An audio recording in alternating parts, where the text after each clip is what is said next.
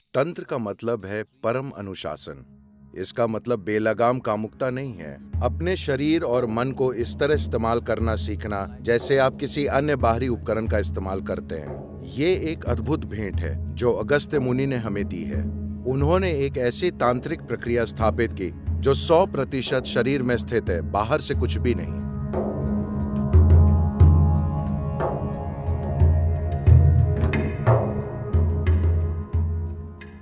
जब आप तंत्र की बात करते हैं, हमने तांत्रिक शब्द कई बार सुना है और इसके बारे में कई तरह की चीज़ें सुनने को मिलती हैं।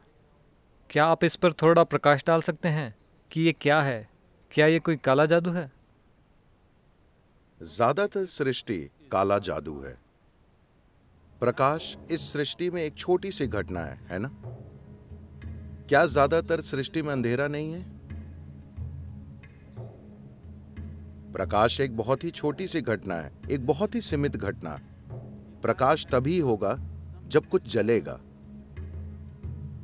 ये बत्तियां जलाने के लिए इस धरती पर अभी कुछ जल रहा है। आपको ये समझना चाहिए, जो लोग पर्यावरण के प्रति जागरूक हैं, रोशनी के इन बिंदुओं के लिए कोई चीज कहीं जल रही है। हम कहते हैं बल्ब जल रहा है, वो भी जल रहा है, पर इस जलाने के लिए कोई और चीज जल रही है ना? प्रकाश का यही तरीका है। चाहे फिर वो कोई बल्ब हो या सूरज, कुछ जल रहा है। जो भी जलता है वो एक दिन खत्म हो जाएगा। हाँ, इसलिए हम कहते हैं अगर आप गैर जिम्मेदारी से जलाते हैं तो हम कहते हैं आप मोमबत्ती को दोनों तरफ से जला रहे हैं। क्योंकि हम समझते हैं प्रकाश तभी होगा जब कुछ जलेगा। तो अगर आप कुछ जलाकर प्रकाश ला रहे हैं तो बेहतर है कि आप प्रकाश को कंट्रोल करें और उसे कम से कम रखें, वरना चीजें बहुत जल्दी जल जाएंगी। तो प्रकाश एक बहुत सीमित घटना है, बाकी पूरी सृष्टि एक काला जादू है, नहीं? तो ऐसी बहुत सी गुप्त विद्याएं हैं जिसका आप अभ्यास कर सकते हैं। जरूरी नहीं कि वो जीवन के खिलाफ हो। गुप्त विद्या का जीवन के खिलाफ होना जरूरी नहीं।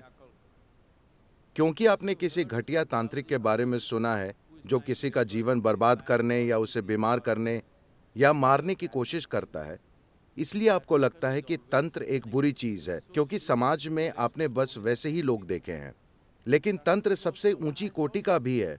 शिव एक तांत्रिक हैं, हर गुरु एक तांत्रिक है, ठीक है? अभी मैंने आपको शांभवी में दीक्षा दी, ये एक तंत्र है, वरना ये काम कैसे करेगा? तंत्र का मतलब है एक तरह की काबिलियत, ये एक तकनीक है। अभी मैं अपना फोन निकालकर किसी से बात कर सकता हूं जो दुनिया के दूसरे हिस्से में है, ये एक तकनीक है। मान लीजिए बिना किसी फोन के अभी मैं यूं ही अमेरिका में किसी से बात करूं, तो ये तंत्र है। तो तकनीक तंत्र से बहुत ज्यादा अलग नहीं है। आप अलग उपकरण इस्तेमाल करते हैं, मगर असल में ये एक ही चीज है। जब आधुनिक तकनीक नहीं थी तब तंत्र का बहुत महत्व था। लेकिन आज तंत्र का महत्व घट रहा है जैसे जैसे आधुनिक तकनीक आगे बढ़ रही है। देखिए, अभी आप मुंबई में आए हैं, बॉम्बे, मुंबई। मैं इसे आपके दिमाग में ठीक कर रहा हूं ताकि आप मुसीबत में ना पड़ें। मान लीजिए 1000 साल पहले आपने सुना सदगुरु कोयम्बटूर में है।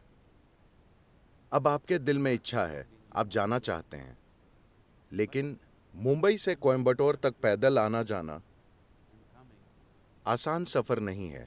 अगर आप कदम बढ़ाएं तो आप नहीं जानते कि आप वापस मुंबई पहुंचेंगे या नहीं। आपको पता नहीं मार्ग में क्या मिलेगा, आप शायद मंजिल तक पहुंच ही ना पाएं। तो आप मुंबई में ही बैठकर, सदगुरु प्लीज मेरी मदद के लिए आइए, मैं नहीं आ सकता, प्लीज। अब अगर मुझे लगे कि अतुल के साथ कुछ करना चाहिए जो मुंबई में है और कोयम्बटूर नहीं आ सकता,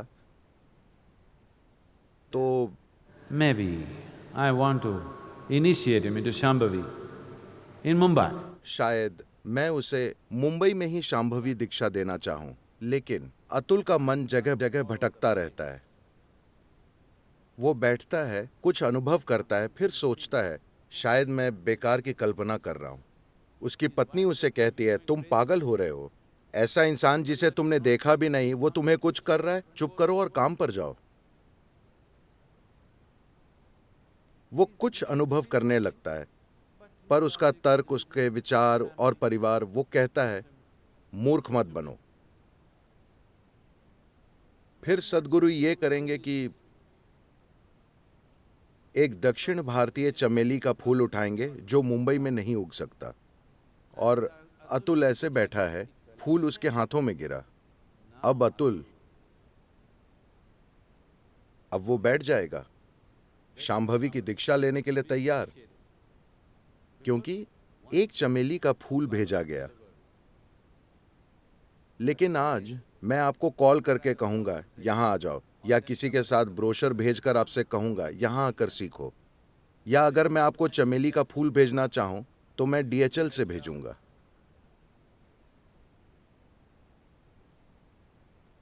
तो आधुनिक तकनीक से तंत्र का प्रयोग खत्म होता जा रहा है, पर मैं चाहता हूं कि आप 1000 साल पहले की बात सोचें और समझें कि तंत्र कितना मूल्यवान था।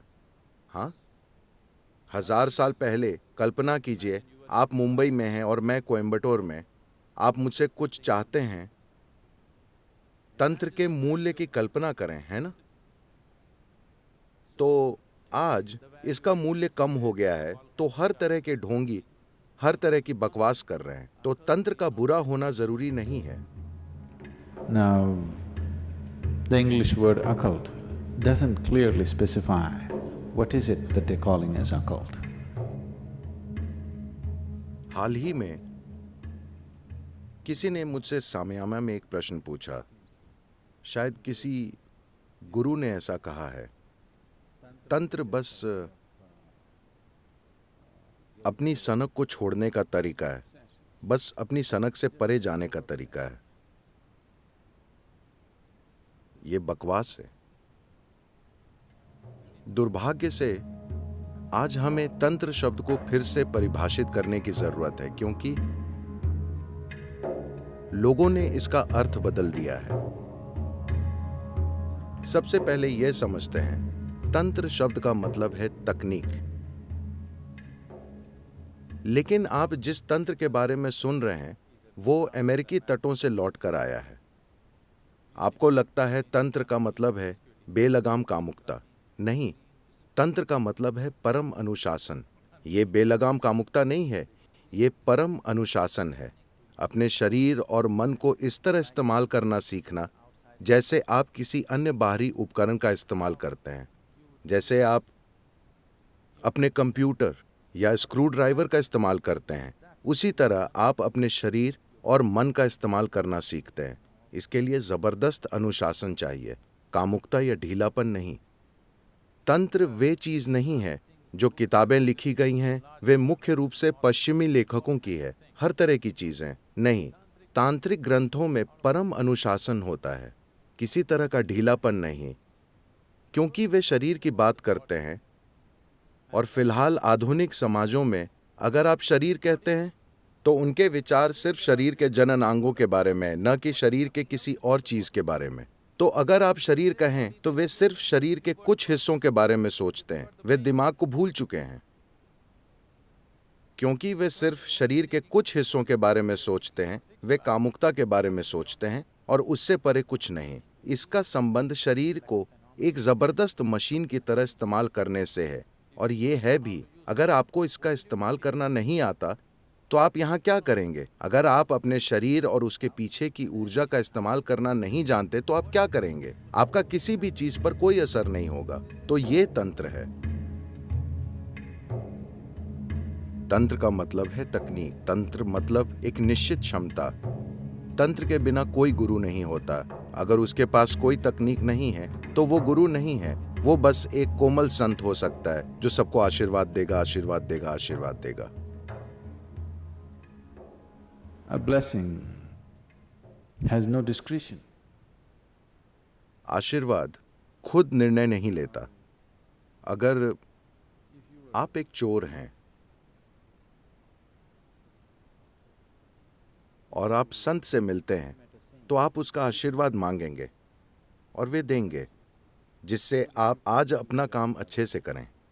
क्योंकि उनके आशीर्वाद में समझ नहीं है, वे वैसे नहीं हो सकते, क्योंकि वो उनके कंट्रोल में नहीं है। यहां तक कि लुटेरों के भी, पिंडारी और वैसे लोगों के भी अपने देवी देवता और संत होते थे। उनके देवता हमेशा उनका मार्गदर्शन करते थे कि आज किस घर पर हमला करना है। वे बहुत सफल थे। उन्होंने अपना काम शताब्दियों तक किया। डाका डालना उनका काम था। तो अगर आप बस एक कोमल फूल जैसे संत हैं जो बस आशीर्वाद देता है, आशीर्वाद देता है, आशीर्वाद देता है, मैं उसे महत्वहीन नहीं बता रहा। वे अपने तरीके से सुंदर हैं, लेकिन वे उन लोगों के लिए नहीं हैं जो आत्मज्ञान की इच्छा रखते हैं।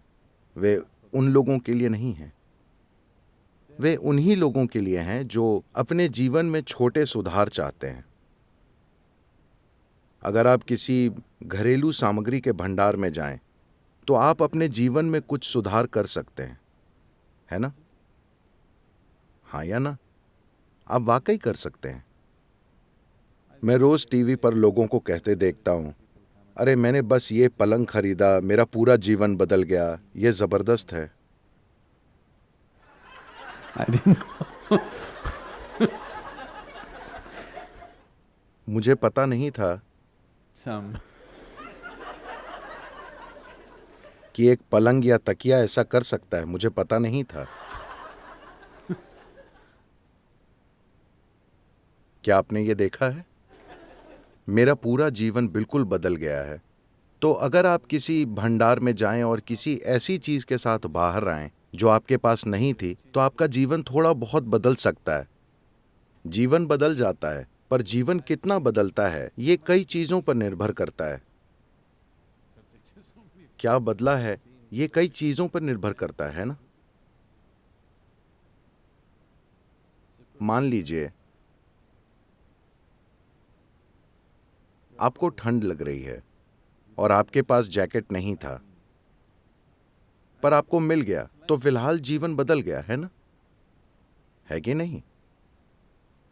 तो क्या हम उस चीज की बात कर रहे हैं? अगर हां तो ठीक है, आशीर्वाद आशीर्वाद आशीर्वाद। लेकिन अगर आप आध्यात्मिक विकास, परम प्रकृति तक पहुंचने की बात कर रहे हैं, तो किसी क्षमता के बिना एक गुरु क्या है? आप उसे गुरु नहीं कह सकते। क्षमता का मतलब है कुछ करने की काबिलियत जो लोग खुद नहीं कर सकते। तो अगर मैं चाहता हूं ये बात आपके दिमाग में स्पष्ट हो कि अगर कोई तंत्र न हो, तंत्र से मेरा मतलब है अगर कोई तकनीक न हो, तंत्र संस्कृत में तकनीक को कहते हैं, उसे नहीं कहते जो आपको समझा दिया गया है। तो अगर कोई तंत्र न हो तो वाकई कोई गुरु भी नहीं होगा।